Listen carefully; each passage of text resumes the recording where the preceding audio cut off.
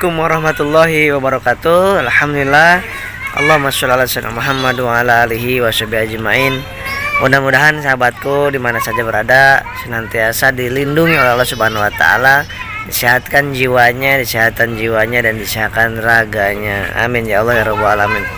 Sahabatku, banyak saya bertemu dengan orang-orang yang ketakutan dengan berita-berita ya, sehingga membuat otaknya ini isinya hanya berita yang negatif, berita yang menakutkan, berita tentang penyakit, berita tentang pandemik, berita tentang virus, berita tentang hal-hal yang kematian segala macam. Pikiran ini saya sebut seperti kebun sahabat, seperti tanah. Jadi tanah itu mau dicocokin apa saja, mau ditanamin apa aja tumbuh dia. Ya, mau ditanamin pisang tumbuhnya pisang, mau ditanamin duren tumbuh duren, mau ditanamin mengkudu tumbuh mengkudu. Nah, mau ditanamin pohon yang berduri yang bahaya itu juga akan tumbuh di tanah tersebut. Nah, berbahagialah orang-orang yang menanam di kebunnya hal-hal yang baik, tanaman yang pisang, singkong, ketela, kemudian ubi. Berbahagia karena dia akan panen sesuatu yang baik, akan mengenyangkan dirinya, keluarganya, orang-orang sekitarnya, akan menyebarluaskan kebaikan-kebaikan, bisa juga dijual untuk mendapatkan keuangannya. Subhanallah. Padi ditanamkan, padinya ditanamkan, kelapa sawitnya ditanamkan, kacang tanahnya ditanamkan, kurmanya ditanam, semuanya di kebun tersebut, beruntunglah dia. Nah, tapi merugilah dia, bahkan celakalah dia. Andai kata pagi, siang, sore, malamnya, berminggu, berbulan, bertahun-tahun malah menanam Malah menanam tanaman yang berduri, tidak ada buahnya, bahkan durinya berbahaya, buahnya berbahaya kalau dimakan, dan daunnya juga bikin racun kalau dimakan.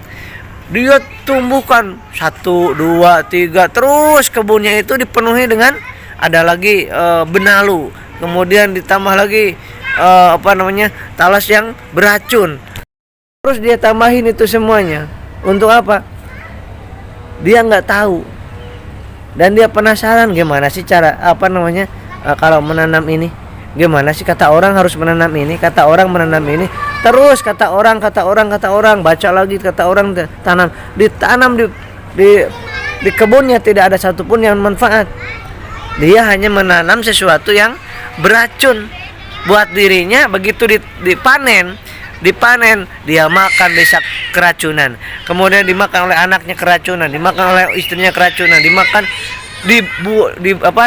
dijual aja tidak laku. Ya, boro-boro dapat uang tidak laku, bahkan bisa dimarahin orang. Nah, isi otak juga, ya, memori kita juga tergantung kita mau diisi dengan apa, mau ditanamin apa, yang negatif atau yang positif. Kalau ditanamin yang negatif tentang penyakit, tentang covid, tentang corona, tentang kematian, tentang jantung, penyakit segala macam, terus kita baca, terus kita dengarkan orang-orang, kata orang gini, tanam di sini, tersimpan di sini. Maka bayangkan, andai kata sebulan saja itu yang ditanam hal-hal yang buruk di sini semuanya, saya jamin, saya pastikan sepasti-pastinya bahwa kehidupannya bulan berikutnya itu akan menjadi sebuah neraka dalam kehidupannya. Kenapa? Akan menuai akan panen, tidurnya gak enak, mimpinya buruk, pagi harinya mengeluh. Ini ke lambung, menyingkat asam lambungnya karena pikiran buruk tadi. Dia nanamnya keburukan, nanamnya yang negatif, maka akan timbul dan tumbuh dan akan panen yang negatif pula. Apa itu yang negatif? Rasa takut, rasa was-was, rasa dengki, rasa khawatir berlebihan, rasa takut mati, parno terhadap penyakit. Coba bayangkan, enggak penyakit jantung tapi takut dengan penyakit jantungnya dahsyat luar biasa. Belum mati tapi takut matinya luar biasa. nggak COVID tapi takut COVIDnya luar biasa. Padahal begitu COVID orang ribuan orang bangun kembali sembuh lagi. Nah, jadi salah siapa?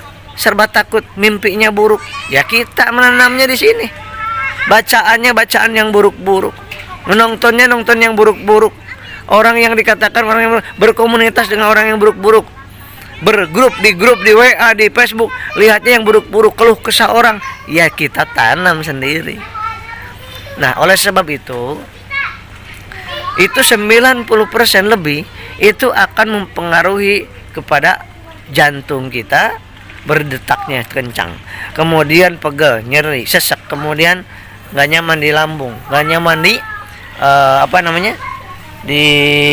di kepala, keliengan, kemudian keringat dingin, lemes, akhirnya gula darahnya menurun, ngedrop, akhirnya semakin lemas, semakin keringat dingin, semakin mau pingsan, sahabat.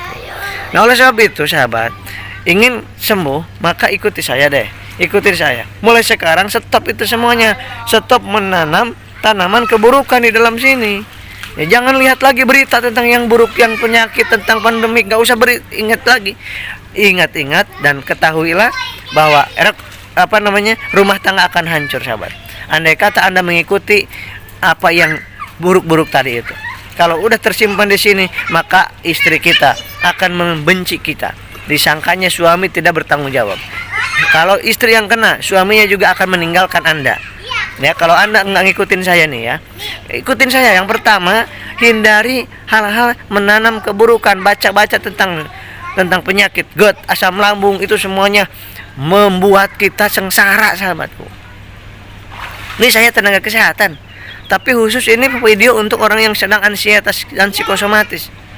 Ya, karena orang psikosomatis itu membaca tentang yang negatif sebentar aja itu tersimpan di sininya bertahun-tahun dan membuat makan nggak enak, akhirnya badannya kurus, akhirnya nggak bisa aktivitas, nggak dagang lagi, nggak bisnis lagi, akhirnya kerjanya nensi terus, nensi darah setiap hari, 3 kali sehari, tensi sendiri.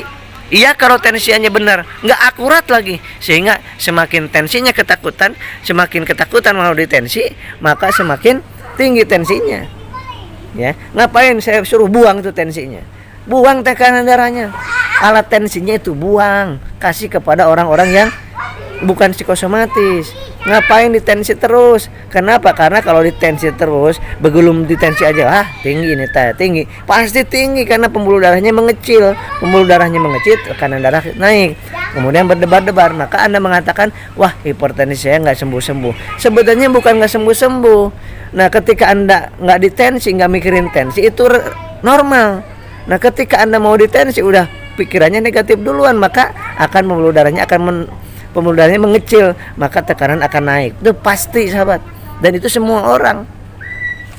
Nah, jadi apa? Selama nggak ditensi, nggak tahu kita tensinya kita mau tinggi mau rendah, dan itu pasti normal.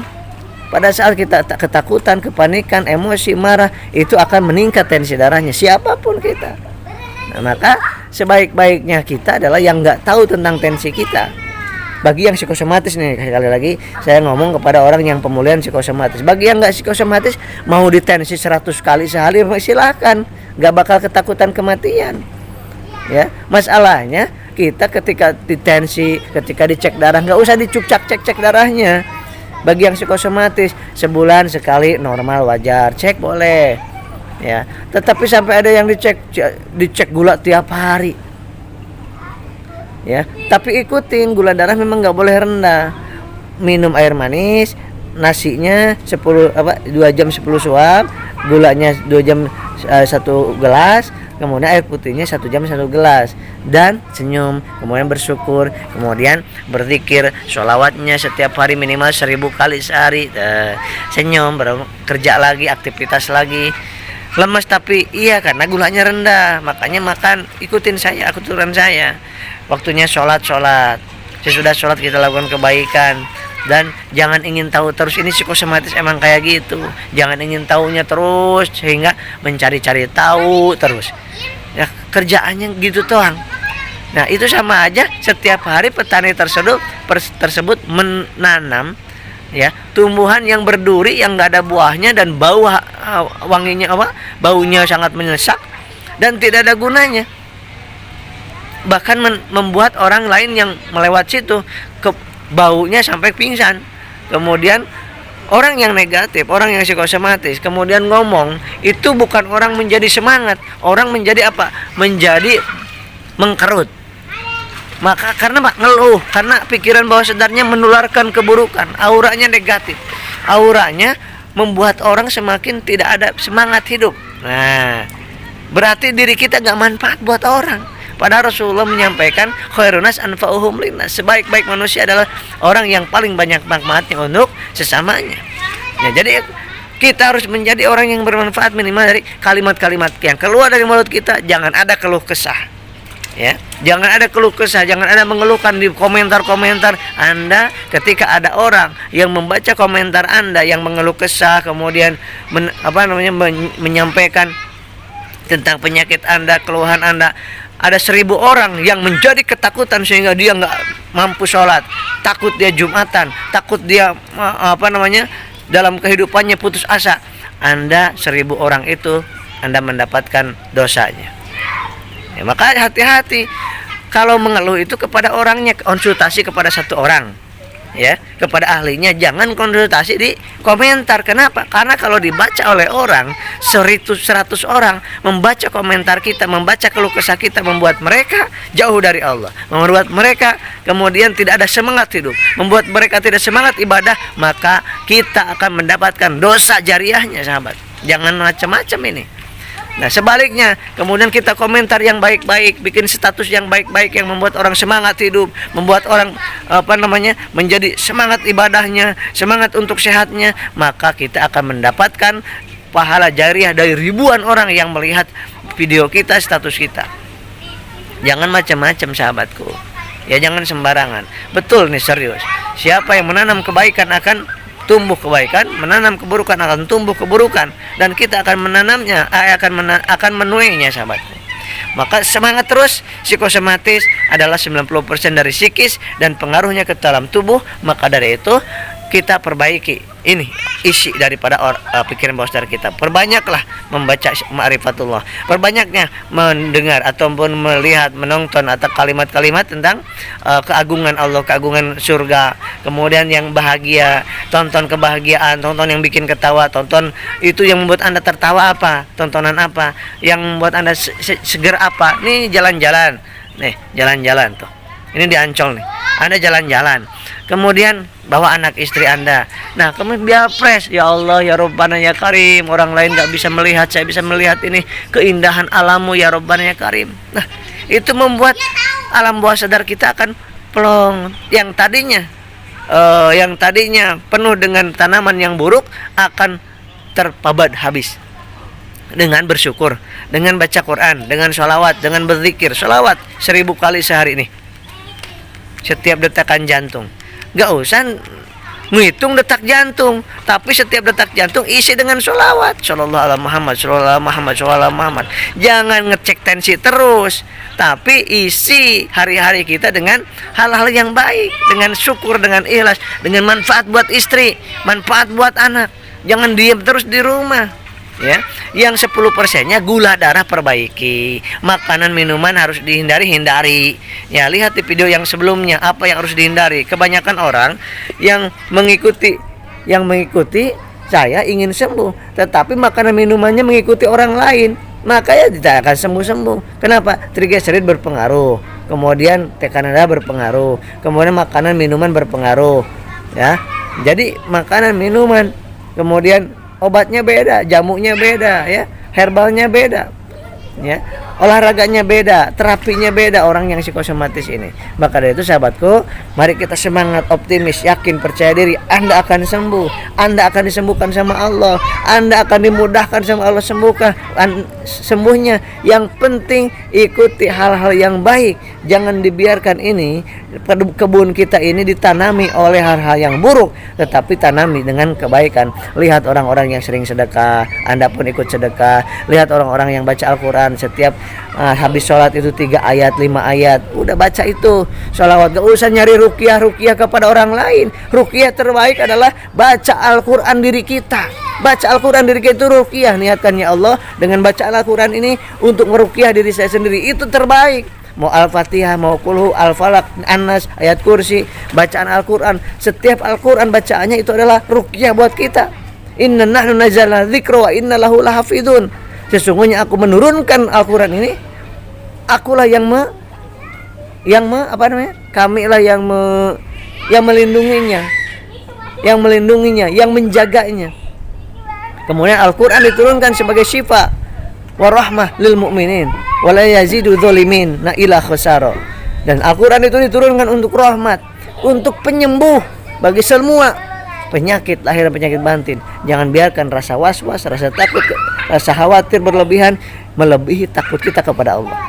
Andai kata kita punya rasa takut terhadap kematian, terhadap jantung, terhadap ini, besarkan ketakutan kita kepada Allah, maka Allah akan lunakkan, akan hancurkan ketakutan kita kepada makhluk.